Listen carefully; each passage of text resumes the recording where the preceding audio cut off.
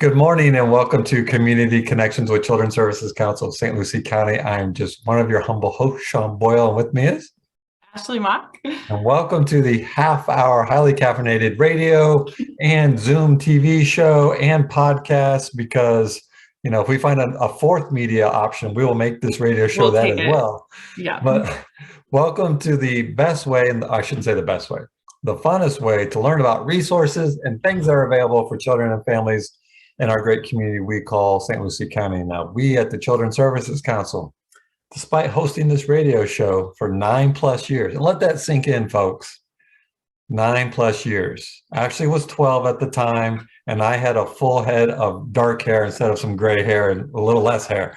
But 9 years ago, we started this radio show to connect you, the listeners, and now viewers and podcast listeners, to resources that are available in the community. We like to do it through a kitchen table conversation that we like to think is just fun and entertaining and obviously very informational. But we are qualified to do this radio show, one, because we begged and pleaded and worked with Larry and Alice Lee to get on the radio on 104.5 The Flame, but also because at the Children's Services Council, we work on 5 things in our community. And those 5 priorities. And those 5 priorities are: 1, making sure every baby is a healthy baby.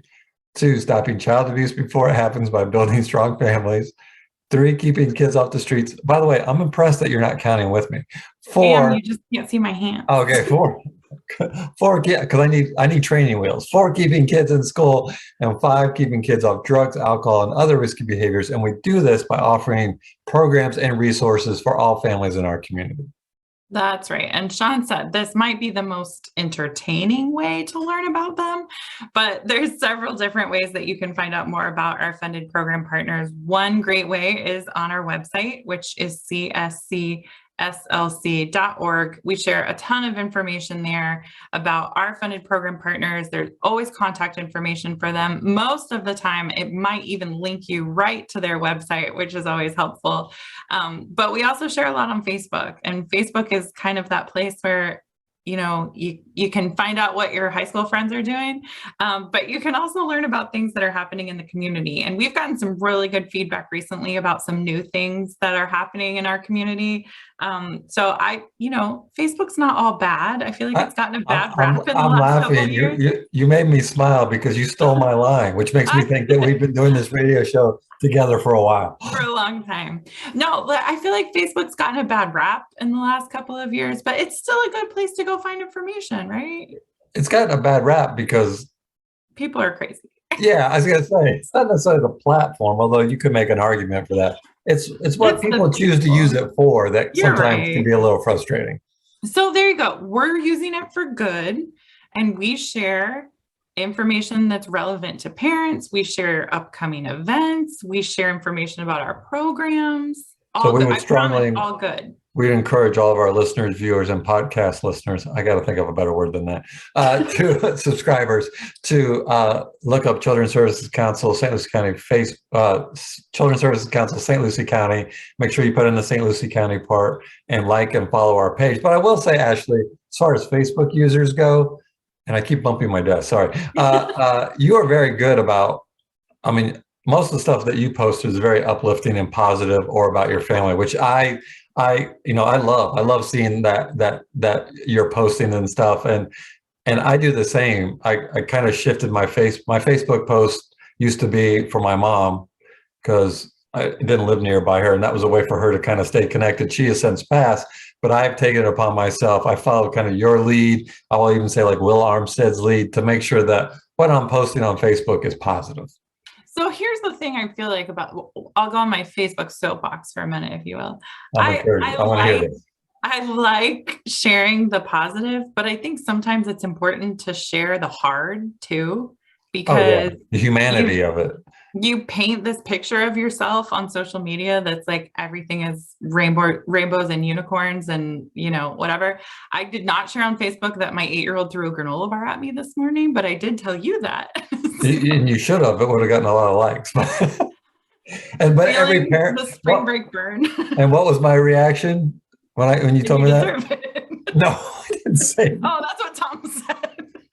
No, I said at least it wasn't a Hot Wheel, because That's every true. parent has gotten something thrown at them by their child. That's And true. to your point, that's something we can all relate to. And you're right, it is important to put on Facebook because look, and this isn't what this show is about clearly, but if you're on Facebook and you're looking at your friends and you're like, man, their life is amazing, keep Right. in mind that it is filtered, edited, and not really true life. Yes. There is a lot that's not being shared there. So I try to keep it real sometimes too. Yeah, So, no, I think that's a good, I'm glad you brought that up. That's a valid point.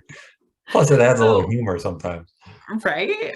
I'll say that. So there is something that we're getting ready to share on Facebook. I'll give our listeners often get exclusives from us. So I we'll like we'll it. get that. So we're getting ready to share our annual report. And so you'll see that coming on Facebook. It's at the time of this airing is probably already on our website, but we're going to talk about it on our Facebook page because I think you and I always say this when we're out in the community. The annual report is a lot of facts and figures and numbers and data, but that's all a story. And every single one of those numbers is a person or a parent or a child that has been impacted in our community by our program partners. And that's important. And we want to make sure that that story gets shared. So we're going to keep talking about the information in our annual report on social media. So just keep an eye out for that, because I think sometimes it is, I think you and I live the life all the time, so we know what's in there. But I do think that when we talk about it out in the community, it's eye-opening for some people to kind of see the impact that's being had, and the lives that are really being changed by some of the programs. I have an idea, and I guess now we're going to capture it. So hopefully I'll be able to articulate it well. But you designed the annual report. You're very good at that. You utilizing the data that, our Tanya and Jim kind of consolidate and make it, we always make it very easy. And there's pretty much one page per priority, which makes Right. it easy to display and easy to talk about. What if, and just what if, we did a radio show dedicated to what's inside the annual report, and we could go page by page. And I know saying that out loud sounds really boring, but I promise you it's not. We We're won't read very it to you. entertaining. It's designed to be read in 5 minutes or less. So we could go through it and kind of articulate it and share. I think that would be worthwhile. Yeah, because again, to your point, and I feel like we talk about this in the community, but it's not always to everybody, especially not all of our listeners. But there's a lot that can't be said on a piece of paper, Right. right? So like the data is great, and we love sharing that and talking about it, but there's a lot that we can't say in numbers or in words that we can still share about those stories and about those families. And I will say, before we shift to another topic, in regards to the annual report, whenever we put it on the website and you start to look at it, please keep in mind that none of what's in that annual report could happen without many partners. The obvious one is our funded program partners, because we partner with them to provide those resources. But it grows well beyond that when we think about our community partners, and quite honestly, the viewers and listeners of this podcast, or sorry, of this show, I will get that right one of these times, of this show, make it all possible. So while we kind of talk about what our impact was, know that when we say we don't just mean the organization, we mean really the community. Yeah, definitely. All right, real quick before I get to our guests, this is broadcasting the radio part on Sunday. That means tomorrow on Monday we are starting our second go around of More Than a Game. So if you know of a father or a fatherhood figure that likes basketball, like this guy or like John, and so the hook is 10 consecutive Mondays, I believe. Yep. Starting this coming Monday from 5:45 until 9. You may think, wow, that's a long time. That's 2 hours of open basketball. That's the hook to get the fathers in. They're going to be able to play ball, which is indoors at the old Y building in Fort Pierce, which is called something different now. It's the Fort Pierce Recreation Center. Yep. I know it as the old Y building because that's where I broke my nose. Guess what? Playing basketball when I was an adult. But included in that basketball is getting together with other fathers and fatherhood figures, whether it be uncles, grandfathers, or caregivers, talking about important topics of fatherhood, how to remain active in your child or grandchild's life, but also learning about the resources that are available to fathers as well. So we're very excited about it. It's a partnership between us and Kids at Hope and the Roundtable. And big kudos to John Caesar, who really pulled together his two passions, which are definitely basketball and being a father, and striving to be a good, dare I say, great father. Those are his two passions. Go to our website, cscslc.org, and look up More Than a Game. I believe it's on the front page, and sign up, and you can be part of it. Yes, we're excited about it. I'm looking forward to seeing what they do. And I know actually that today's guest is actually one of the featured speakers that gets to go and talk to those fathers. So how's that for a segue? Great for you? segue. Right? You see that? So we'll talk about this image that was on there when we got there. That's a little Office reference for all you Office fans. That'll be a whole nother topic show conversation. That's a whole different podcast. Yeah, totally. Whole different podcast. So we've got with us today Will Malone from Hibiscus Children's Centers Supporting Families in Crisis, which I feel like is one of our favorite programs to refer to out in the community. I'm pretty sure Sean and I probably say Supporting Families in Crisis 10 times a week, if not more than that. But we're excited to have Will with us today. So Will, we were just kind of making the transition to you by talking about More Than a Game, which will actually get started Monday. But I know that you are featured speaker for those guys, and that there was really great feedback from the last time, from the last session. So I'm excited that you're going back. Is Will the featured speaker on the first Monday? No, I'm in like week 7 or 8. Yeah. You're in the fourth quarter. And all that. So I don't play basketball. I'm a hockey guy. So because I thought we were going to be best friends on your Office reference, but now you hit me with hockey. I don't know. I have to rethink this. I stand in the key. I'm the guy that takes the foul. That's all I can do. Hey, all right, there's a role for that. That's an important role to play. So, Will, let's talk a little bit about Supporting Families in Crisis. Again, the program that Sean and I probably talk about the most in the community, but give us kind of a little background about what you guys do and how you work with families in our community. All right, great. Thanks. Thank you again for having us. So basically, Supporting Families in Crisis, we are a home visitation program to help a family that's in crisis at the moment, to help alleviate any possible abuse or neglect that could happen while a family is under stress during a crisis.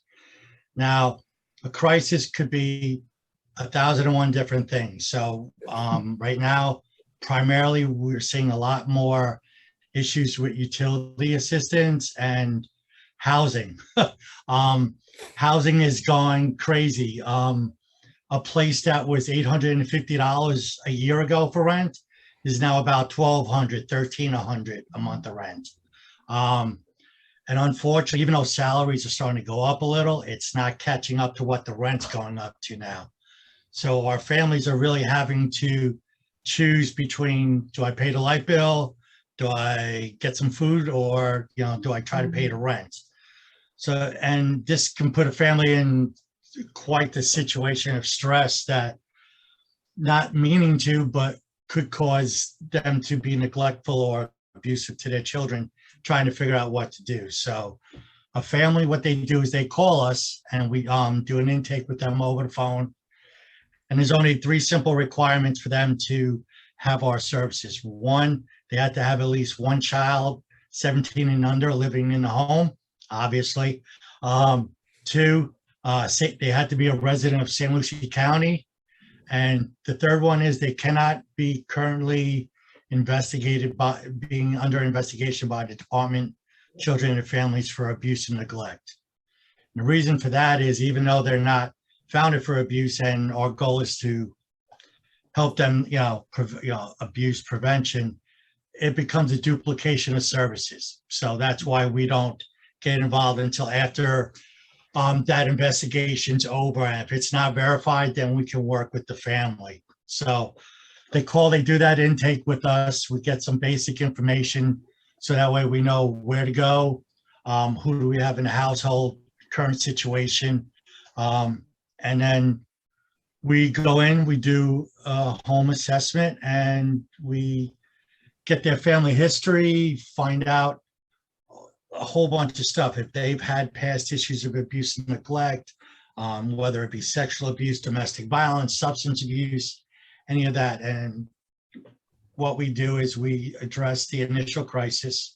And let's say this time it's for rent. So we do have some funds available to help with rent. It's really more to finish off what they're already short. And then what we do is we refer families to other organizations that could possibly help as well with the rent and all that. So we get that situation kind of covered if we, fast forward through stuff. And then we find out that there's a lot of other past history with the family.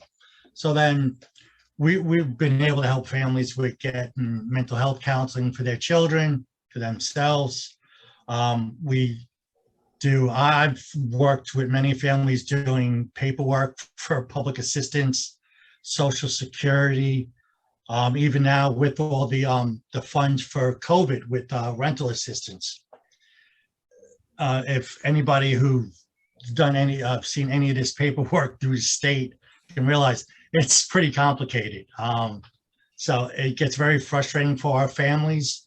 So we'll go in, we'll help them do the application, walk them through the steps, and hopefully they get get the assistance that they need. I mean, we've been able to help families get Social Security. We've been helping people left and right with the COVID funds right now. So Will, let me just, I want to back you up for 1 second. So when you say a crisis, if my understanding, and I believe you mentioned this, the crisis is defined by the family, right? Absolutely. We don't determine it. A family calls us saying we're about to be evicted.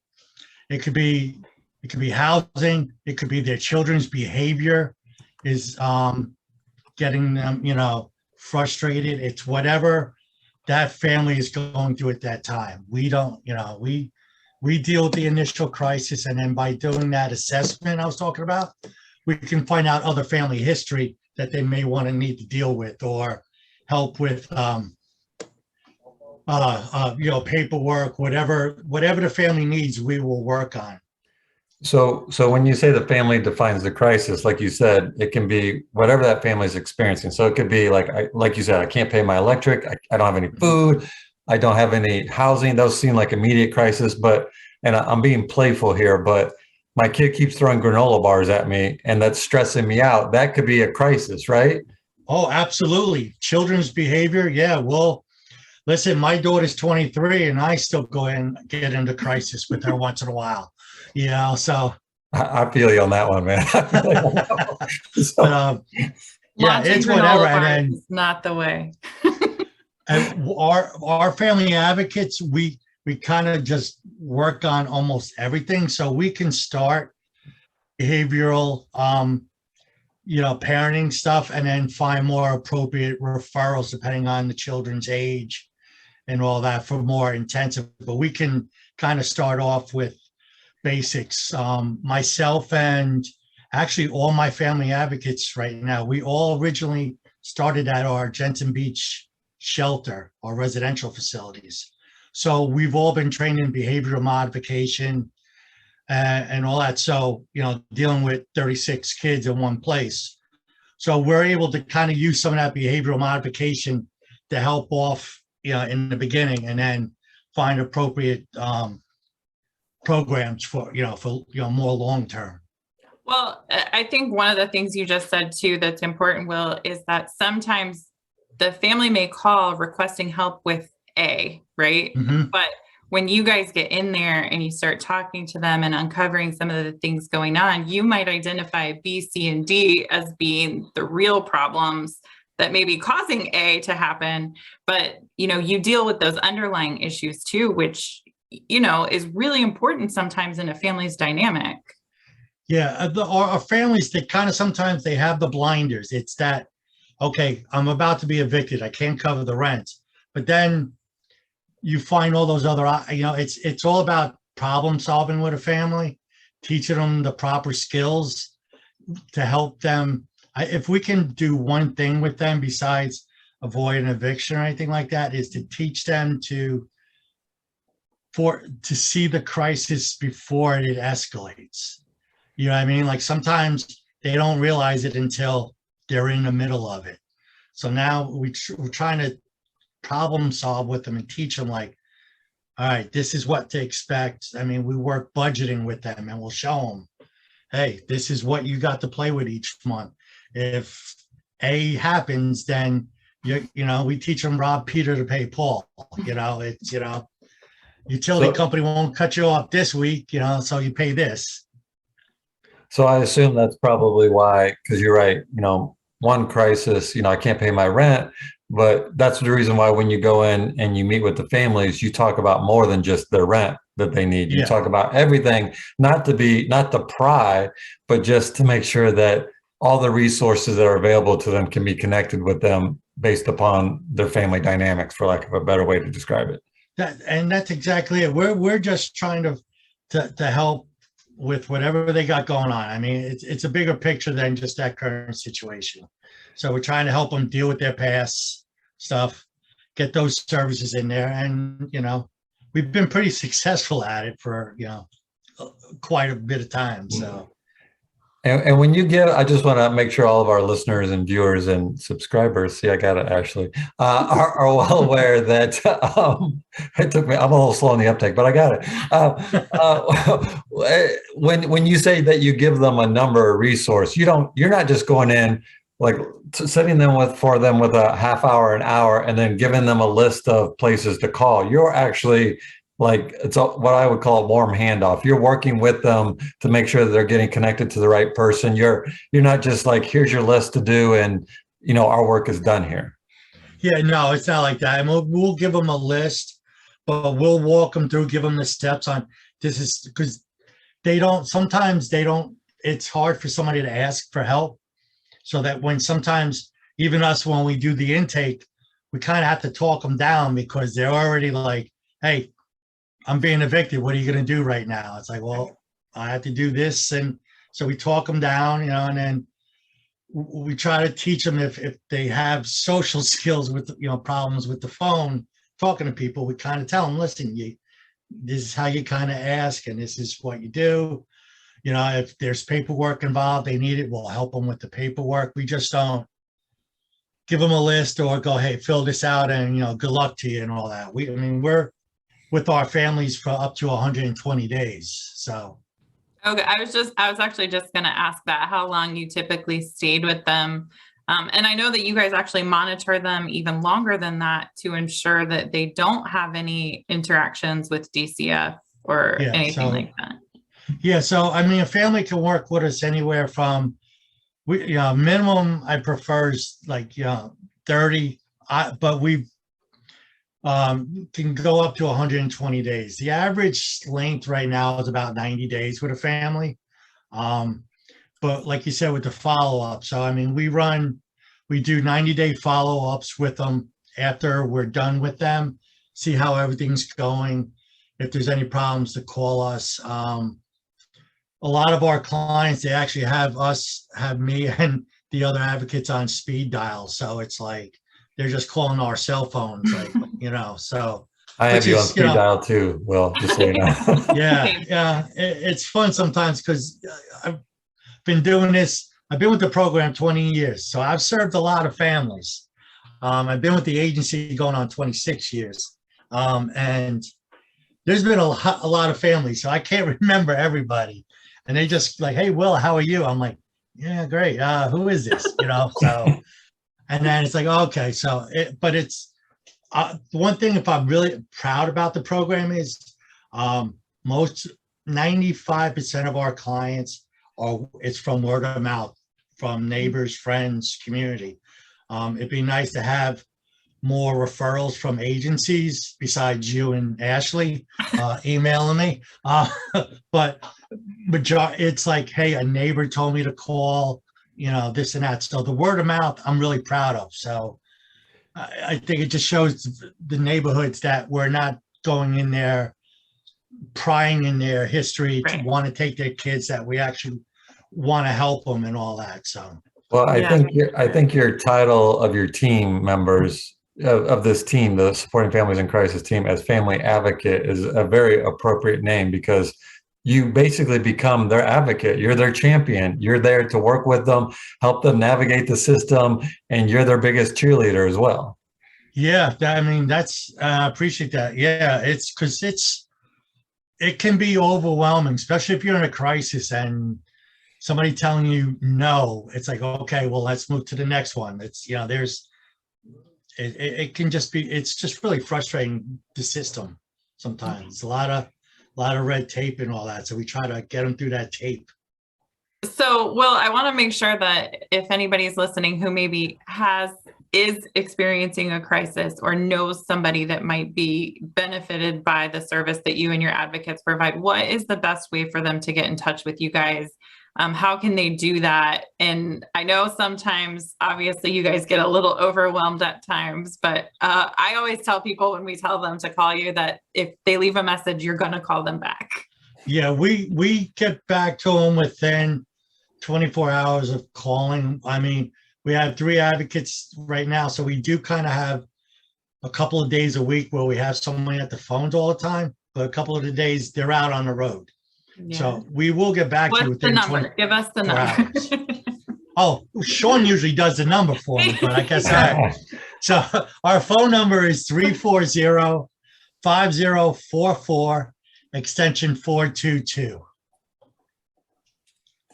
I could have done the number for you, but we always like to guess to get the number. But I appreciate that. And so again, because we're getting ready to run out of time here, because we had such a good conversation with you, Will. It went by really fast. But just a reminder, if you know somebody that's experiencing a crisis, and again, the family defines the crisis. So it could be I'm getting granola bars thrown at me, or it could be I can't pay my rent and I'm going to get evicted, and everything in between.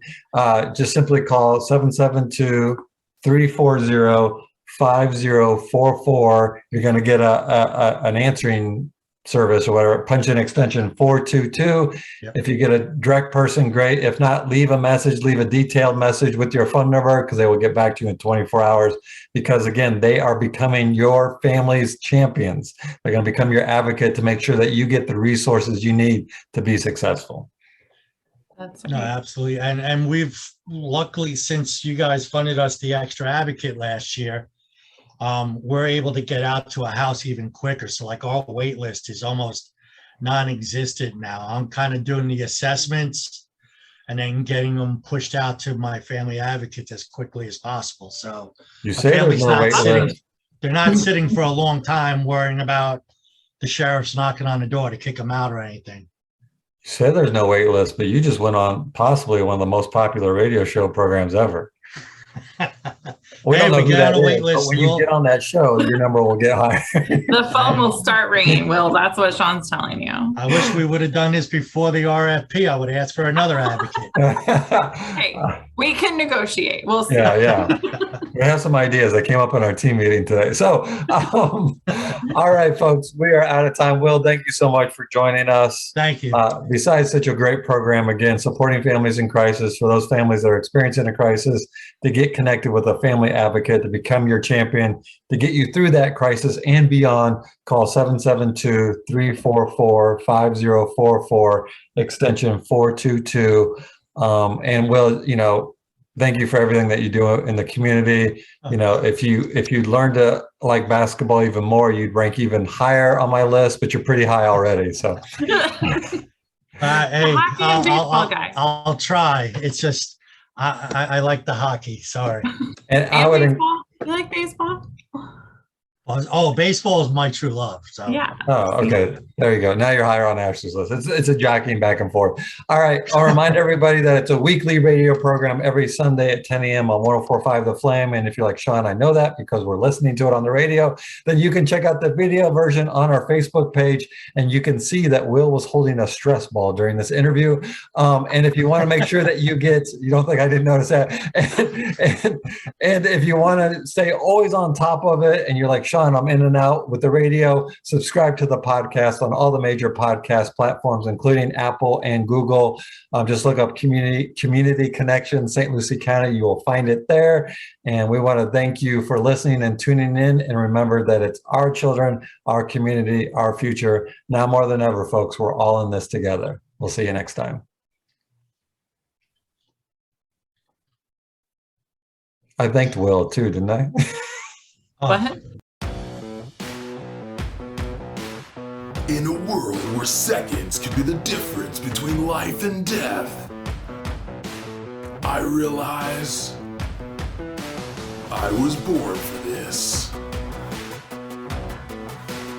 I am prepared. I am present.